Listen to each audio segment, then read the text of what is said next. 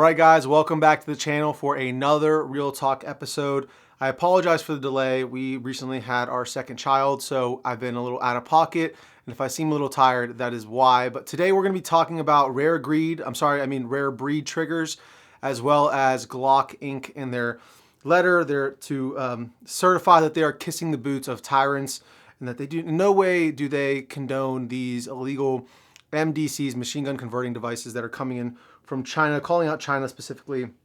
And so we're going to talk about that today. But before we do, as always, guys, we do have to take a moment to thank the biggest sponsor of the channel, which is Brownells. If you guys want to support the channel, head to rangedaybro.com, check out our merch, check out our discounts page. When you shop with those, it does support the channel, and it also saves you guys money in a lot of cases at the same time.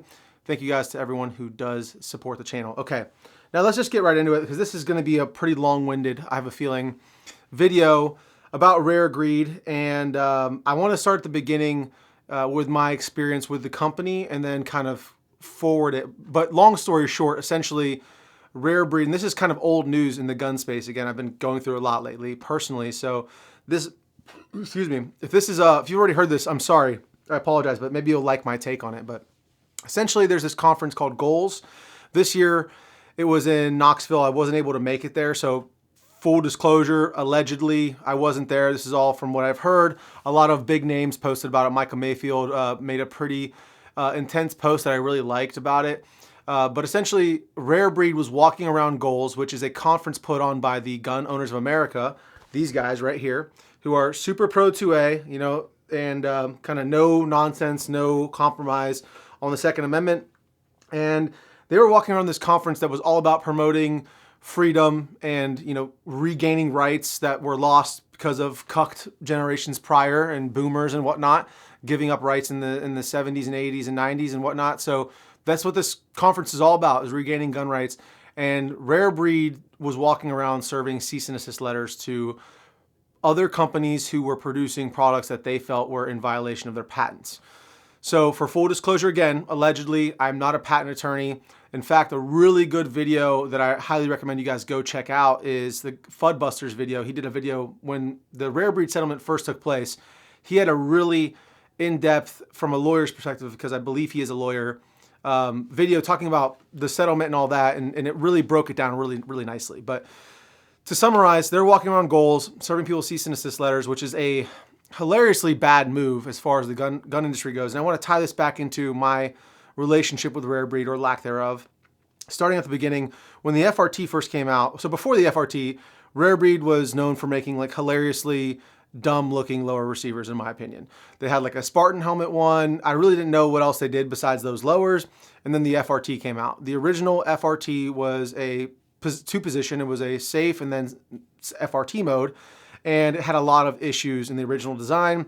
So much so I made a video, one of the first videos on the channel actually, on that trigger, talking about how I believed it was more of a range toy because it just could very easily cause a malfunction on your gun. Just by squeezing the trigger a little bit too hard. Not like, oh, you were really cinching down on it, but just by squeezing it a little bit too hard. Like there was a perfect sweet spot essentially for that trigger where you can get it to work, and otherwise it would not work. So that was the first purchase I made from Rare Breed. I bought it, I believe, through Big Daddy Unlimited at the time. That's how long ago this was. And after I had used it, shot it, I ended up selling it to some guy for some cash because, again, I thought it was a range toy. I didn't really see it as a serious use, and everything I own, I kind of gear towards serious use. I don't have many range toys, if any at all. So it wasn't extremely reliable, so I got rid of it. Now, you fast forward several years, and then Rare Breed ends up getting sued by the ATF, or the ATF declares the FRT as a machine gun, and so they start getting taken to court. Now, I want to be very clear right now. As a human being, as a person who has a very high level of empathy, I really felt for Lawrence DeMonico and Rare Breed in this situation, as I think many people in the gun industry did, because here's this dude who's kind of minding his own business and innovating in a way, you know what I mean? He did invent this, kind of. We'll talk about that. Again, I don't want to get into the patents.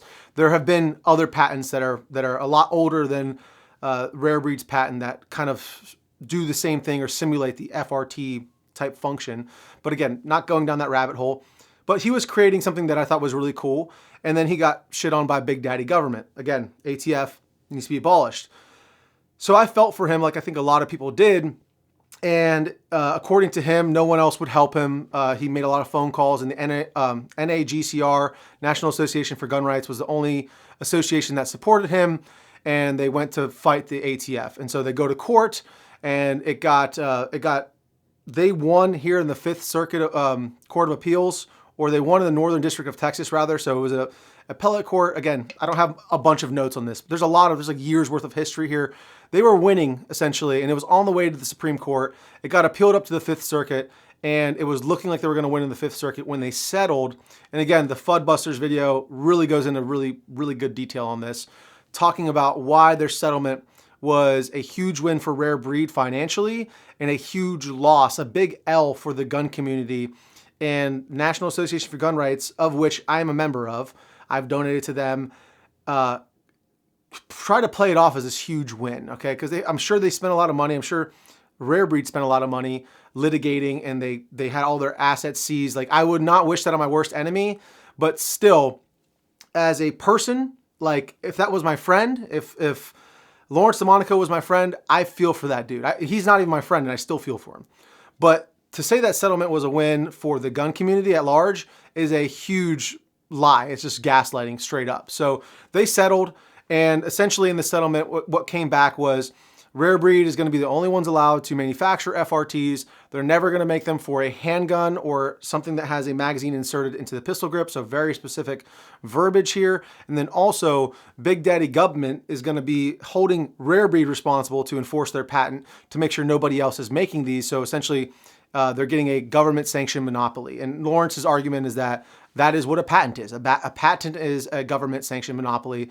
And again, not getting into all that, but I don't disagree with him there. Like, if you have a patent that actually is protected, but he's going after, and Rare Breed is now going after the super safety and all these other type of devices that don't function exactly as their patent states.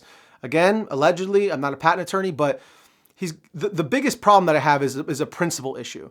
Because I am a Second Amendment absolutist, I believe that the right to keep and bear arms shall not be infringed, period. So these devices kind of allow us to get around these decade-old infringements. I mean, since before I was born, the 86 machine gun ban passed. So these are things that happened long before I was even on this earth.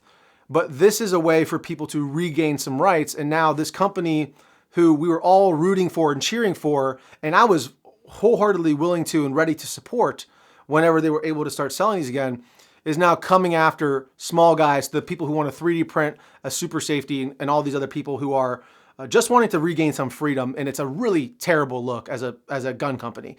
As a company that claims to be pro-Second Amendment, it's a really, really bad look. It's honestly, I think it's an indefensible look, and I don't know if they're ever going to come back from it. And I say that all keeping in mind that I actually bought the latest FRT that I bought was from Rare Breed. Once they won the settlement, I bought our FRT from them to support them because I know they lost out on a lot of business. They spent a lot of money litigating, but this behavior that they're starting to exhibit out in the wild by sending everybody and their mother a cease and desist, even if it's not even close to what their patent originally covers, it's a really terrible look. And I of all people, and I know a lot of you viewers out there as well, don't want to reward this type of behavior because, again, you have a deal with the government to enforce your patent.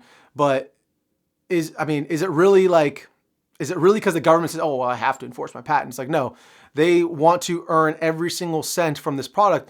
But the problem is now I got people talking in my comment section, and rightly so, that they want to buy an FRT, but they don't want to support Rare Breed because of the way they've been acting. And I agree as well. I don't want to support a company that way. Now, I'll take a step back. Before the settlement was reached, but after I had sold my FRT long ago, I ran into Lawrence DeMonico in the wild here at a local restaurant. He actually came up to me and said he liked my shirt. So shout out to the Gay TF Tyrant shirt. It's over there on the rangedaybro.com website. He was in the bathroom. He walked by. He tapped me on the shoulder, not knowing who I was whatsoever. He said, hey, I really like your shirt. And I was like, oh shit, that's Lawrence DeMonico. Hey, I know you, man. Nice to meet you. This is who I am. I'd love to talk to you, because at the time I was in conversations with Delta Team Tactical, who had their own version, the L3 version of the FRT. And I wanted to, out of respect for this dude fighting the ATF, fighting the good fight, I was going to give him the right of refusal for me to work with somebody like Delta Team Tactical. Because before, and Delta Team doesn't know this either. This is the first time I'm talking about this actually. But when I met him, I got his phone number and I said, hey man, I really need to talk to you. I want to run something by you. And I called him, texted him. I got absolutely ghosted by him. It was his voicemail. So I actually had his real number. I got his voicemail, but he never replied. And what I was going to do was say, hey, I'm thinking about working with this company. They claim to have their own patent, which again, I was told that they had their own patent. I think Delta Team at the time thought they had that the manufacturer had its own patent, whatever. But as a creator, I was like, hey, I don't want to promote this company if you tell me you don't want me to, because I respect what you're doing for the Second Amendment community. And he didn't answer, so that's kind of a moot point. It doesn't really matter. And we didn't end up going that route with Delta Team anyways, like as far as an affiliate program or something like that. And then once the settlement was reached, they went and confiscated all of the L3s that Delta Team had. So it is kind of whatever, but just to kind of give you the mindset of where I was at, I was like, this dude, I was like, everyone was kind of rooting for Rare Breed. Not kind of, everybody was rooting for Rare Breed to absolutely demolish the ATF in the Supreme Court. And now it's like complete opposite. It's like, bro, why are you being this way? It's like, okay, even with the settlement where it's at, whatever, you made the settlement, you wanted to recoup some of your losses, not understandable, but yeah, okay. It's a human instinct, right? You want to provide for your family, and he probably lost a lot of money, and I get that. It's not the right thing to do. I think morally the right thing to do would have been stand on your morals and defeat this tyrannical overreach and cause a ripple effect of change for the Second Amendment community. I think that would have been the right thing to do on the moral grounds point. But again, not being in his shoes, as he says, if you haven't walked a mile in my shoes, then fuck you. Even though you made the settlement, the way you're behaving now in a very predatory way, suing everybody who even has a product that even resembles slightly the function of an FRT, is a really bad look in my opinion. Now, I've kind of beat a dead horse there. Let's move on. And it's a shame. Last thing I'll say, the FRT L3 that I got from Delta Team Tactical, I now have 3 of them. I bought one from them originally. They sent me one. And then I bought the last one from Rare Breed to support them right after the settlement. All 3 of them have been absolutely phenomenal. 0 malfunctions, 0 issues. That FRT, although it was very expensive, was 100% like rock solid. I love that thing. And it worked in 5.56, it worked with 300 blackout, it worked with 308. It was phenomenal. It worked even recently, which, little spoiler alert, with 6 ARC. So again, very disappointing the way things have panned out. Also, I don't even know if Rare Breed is going to just copy that design of the FRT 15 L3 that Delta Team had, because that is a far superior design to their original 2 position. They should just copy that because, again, 0 malfunctions that aren't related to ammunition. Reloaded ammo specifically, I have issues with hard primers with some of my buddies' reloaded ammo, but all the factory ammo I put through it, 0 issues whatsoever. Now, moving on to Glock. Glock kind of has their foot in their mouth because SIG really fumbled the ball recently. As you guys can tell, they've lost the ICE contract. They've lost many contracts very recently because of the P320 and it's being deemed unsafe and all the publicity, the negative publicity it's been getting. So Glock has gained contracts with U.S. Border Customs, U.S. Border Patrol and Customs has switched back to Glock. But recently Glock put out a statement pretty much licking the boots of tyrants and stating, for I don't know what reason, I don't know if they were asked to provide this or the backstory to this, but they put out a letter stating that they do not condone or support or in any way, they actually go the opposite direction. They say, hey, we are totally against this. MDCs, machine gun converting devices, MCDs rather. And pretty much Glock switches is what they're talking about. And they're calling out the fact that these things are being imported from China and that they in no way support this. They in no way support the fact that they are, their guns are easily convertible. They're trying to constantly find these websites that are selling these devices and report them to authorities and so on and so forth. It's just like, Glock, just shut up. Just stop. Okay? The Glock with the blicky in the zippy, like it is what it is. It's done. Like, you are a part of pop culture. there are criminals who are putting illegal machine gun converting devices on your guns, but you calling for gun, like you guys calling for more regulation and calling for these freedom devices, essentially is what they are, because a machine gun should be legal for everybody. You guys calling for more regulation on these is a really bad look, because I mean, I get it. Like, I get like you're trying to bend the knee to like the people who spend the most money with you, like the big daddy government, but I don't get it, because I've been a huge fan of Glock. I have promoted Glock on my channel because they just work. They do just work. They absolutely do. But why are you guys coming out and making a public statement? Like, everybody knows if you buy a switch from wish.com, like Glock isn't approving that. Like, you don't have to come out and say that and say, we're going to make every effort to squash these Chinese websites that are selling these converting. But yeah, no shit. Like, the government's already against it, but guess what? The ATF's never going to go down to downtown Chicago and get in a shootout with a gang that has a bunch of switches on them. They're going to come to suburbia and kick in doors of people like me and you guys probably watching, because they don't want a gunfight. They don't want to actually do work against actual criminals.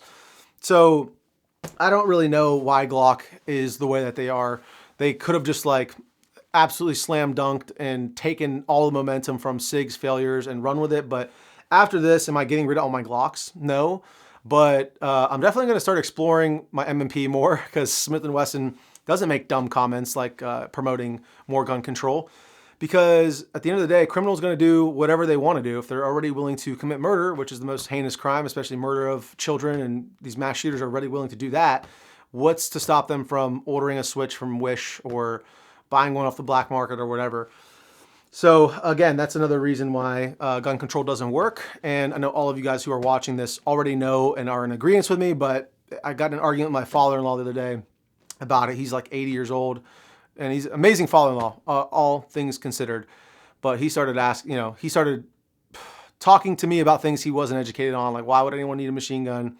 And I kind of schooled him a little bit, but it just reminded me that the vast majority of people, because he considers himself pro-gun, the vast majority of people who consider themselves pro-gun aren't actually pro-gun. They're pro-gun, but, and then they proceed to mouth vomit things that are just absolutely nonsensical.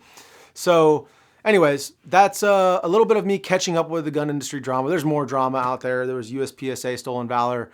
That was a funny one. But again, I'm sleep deprived, and my wife is now taking care of 2 kids on her own. So I have just that much less time these days. But I love you guys. Thank you so much for staying to the end of the video. I want to hear from you guys in the comments. Let me know what you think about Rare Greed and their behavior. Is it acceptable? Can you relate? Or is it flat out like, oh, we need to boycott them? I'm not saying either way. I kind of was rooting for Lawrence because he's a local guy, and I thought he was fighting the good fight. But now it seems pretty obvious to me that it's all about money, and there's no greater cause that he's fighting for, which we all kind of were rooting for him on that behalf. But also, let me know about Glock. What you guys think about Glock?